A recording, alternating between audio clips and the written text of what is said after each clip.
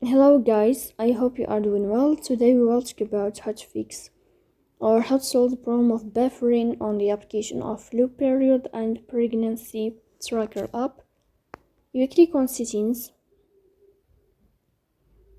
In this page we click on apps, default apps, app settings. Here you will search about flow and you will click.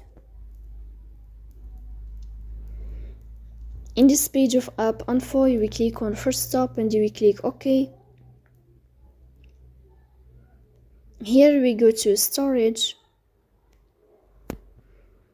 Then we click on clear cache. Here you will turn off your Wi-Fi and you will turn on your Wi-Fi again to fix that problem. So that's all. Don't forget to support us by like and subscribe. See you next time and thank you for your watching and your attention.